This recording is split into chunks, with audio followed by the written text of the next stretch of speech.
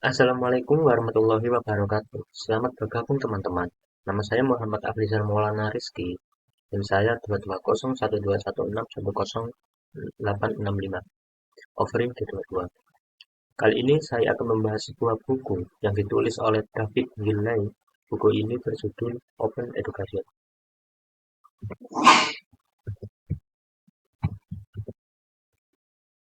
Buku tersebut berisi konten atau penjelasan yang terikat dengan pendidikan. Beberapa sub ditulis secara rinci mengenai konten pendidikan, yang menjadikan alasan saya dalam mengambil judul ini.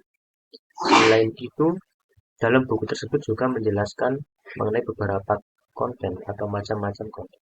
Isi dari buku ini juga dapat dibilang cukup mudah dalam penerapannya dan update terhadap informasi. Beberapa poin dalam buku tersebut menjelaskan mengenai aktivitas 5R. Yang pertama yaitu real-time, membuat atau mengontrol salinan sebuah sumber daya seperti mengunduh salinan. Berikutnya adalah real-time atau adaptasi dan modifikasi seperti salinan sumber belajar dan lainnya. Berikutnya yaitu remix atau gabungan dari sumber-sumber lain yang diciptakan dalam konten tertentu dan beberapa aktivitas lainnya. Beberapa contoh dalam implementasi konten terbuka seperti konten edukasi, konten yang berisikan pembelajaran atau materi-materi yang dibutuhkan oleh peserta didik atau dibutuhkan oleh pengguna sebuah platform YouTube atau website mungkin dapat membantu dalam memberikan konten edukasi yang cukup dalam meningkatkan proses pembelajaran. Contoh berikutnya yaitu podcast, di mana terdapat beberapa orang atau dua orang atau lebih yang membahas sebuah hal-hal penting yang menarik dan mengandung wawasan yang pastinya. Contoh berikutnya yaitu berita, bagaimana ada seorang presenter yang menyampaikan mengenai keadaan atau berita.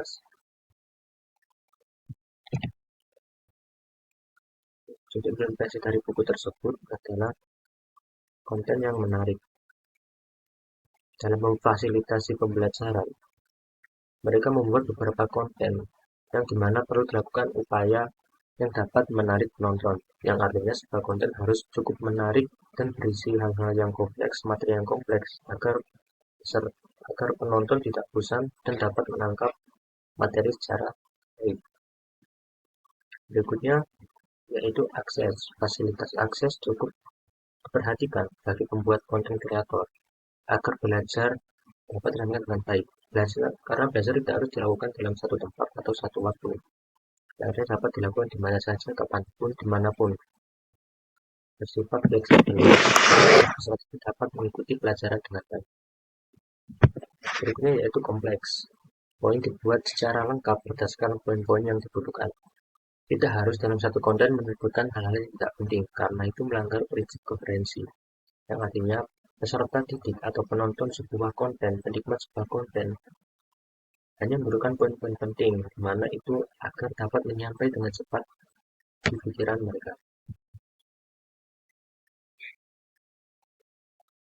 Dalam pembuatan konten edukasi, performa sumber daya manusia cukup dapat ditingkatkan dalam bidang human performance, seperti meningkatkan inspirasi mereka, meningkatkan pendidikan, tingkat kreativitas, di mana mereka dapat terinspirasi dari beberapa konten kreator yang terbuka, yang memiliki konten-konten kreatif.